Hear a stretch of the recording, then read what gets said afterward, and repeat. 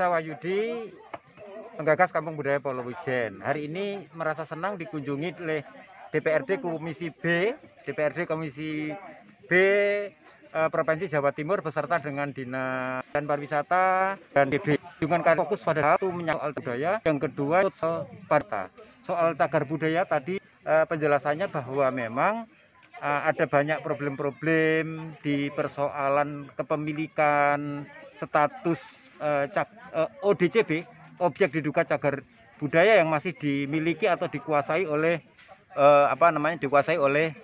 masing-masing pribadi ya, masing-masing orang.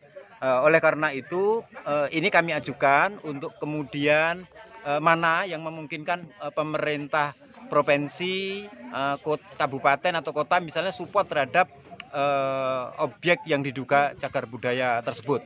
Barangkali bisa dibeli lahannya, bisa kemudian mendapatkan kompensasi dan lain sebagainya. Agar kemudian ini menjadi enak untuk kemudian kalau ditetapkan sebagai cagar budaya.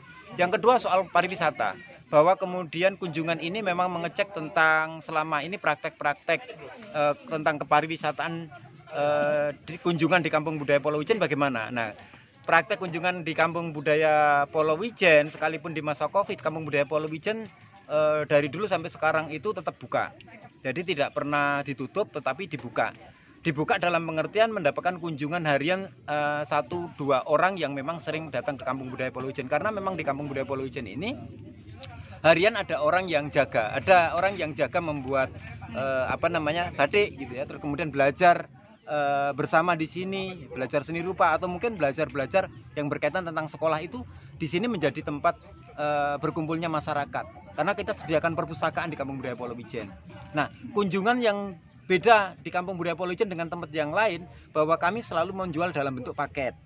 Nah, paket inilah yang selama Covid itu tidak ada yang pernah datang membeli, kan karena memang pada instansi atau institusi kan pada libur semuanya gitu loh.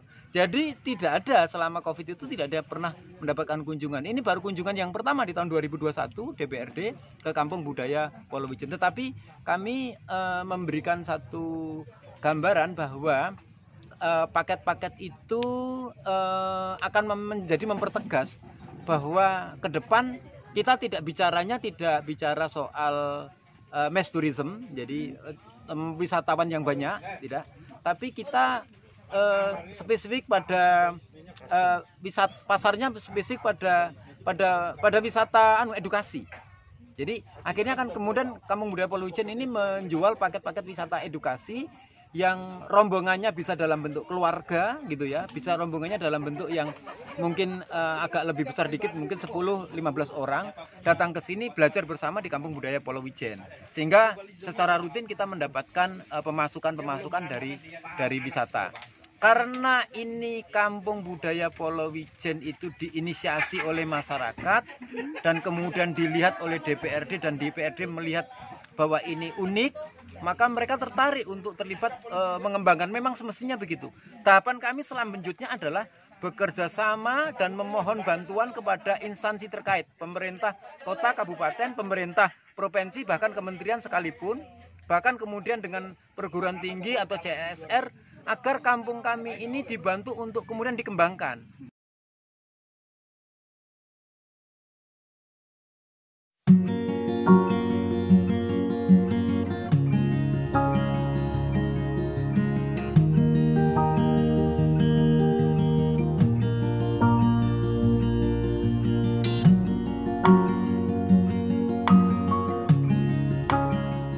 Pariwisata yang sudah dilakukan oleh desa wisata dan kampung-kampung wisata yang ada di Jawa Timur, terutama yang terjadi di saat Covid.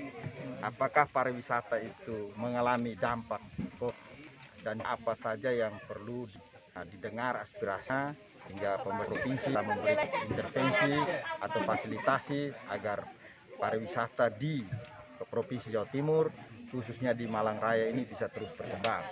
Karena Kota Malang sendiri jumlah wisatawan yang datang tahun sekitar 6 juta orang. Artinya per bulan itu sekitar 500.000 orang. Artinya pariwisata itu satu potensi ekonomi. Apalagi karena di daerah-daerah sekitar Singosari, Malang ini kan akan menjadi kawasan ekonomi. Ya, kawasan ekonomi, sehingga keberadaan kampung wisata budaya di Polowijen ini sangat strategis keberadaannya.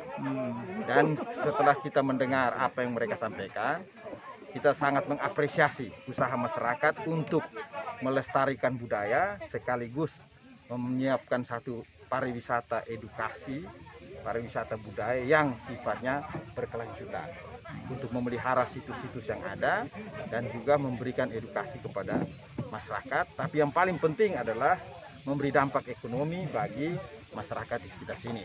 Jadi Pak Sisa, kita sangat menghargai. Dan saran kita seperti yang tadi, bahwa cagar budaya sebagai satu objek wisata itu perlu legalitas.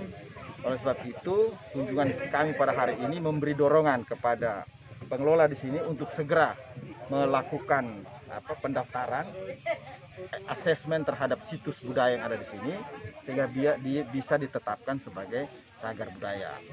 Dengan ditetapkan sebagai cagar budaya, maka akan memberikan peluang untuk mendapatkan akses bantuan, fasilitas maupun pendanaan dari berbagai pihak. Begitu Pak saya. Oke. Lebih luas. Kalau tadi sifatnya sudah internasional, karena pendekatan pribadi saya dilihat tadi, kita harus menggeser ke pendekatan kelembagaan. Artinya Kok Darwis di sini harus lebih proaktif mempromosikan keberadaan tempat ini. Tadi dari provinsi aja belum mendengar, sangat menyedihkan ya, sehingga dari pemerintah saya belum mendengar, apalagi masyarakat. Tapi kita bersyukur masyarakat jauh lebih cerdas dan mendengar keberadaan tempat ini. Dan sekali lagi kita sangat support untuk pengembangan kampung wisata budaya Polowijen ini. Terima kasih. Karena dia berada di Kota Malang, ya toh, kota pelajar, dan ini swadaya betul muncul dari inisiatif masyarakat. Dan kalau inisiatif partisipasi ini perlu kita terus dorong sehingga menjadi besar. Kan tugas pemerintah kan mengembangkan, memberi stimulus supaya usaha-usaha seperti ini semakin besar. Dan ini juga harus ditularkan ke kampung-kampung yang lain. Kejelian untuk melihat potensi wisata dan dikembangkan. Dan mereka kembangkan secara swadaya tadi. Jadi Pak Isa cerita, dan perjuangannya sangat berat. Dalam waktu 4 tahun, ya kurang lebih 4 tahun ya sudah berkembang luar biasa. Dan ini perlu terus dipelihara keberadaan.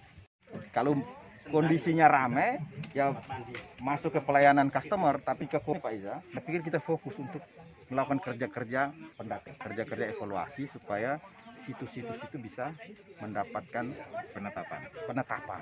Ya ini sangat penting. Nah, dan juga nanti kita dorong provinsi itu kasih, dia juga harus proaktif. Jangan tinggal tunggu laporan, itu masa lalu. Sekarang dia harus juga mencari data, turun ke lapangan.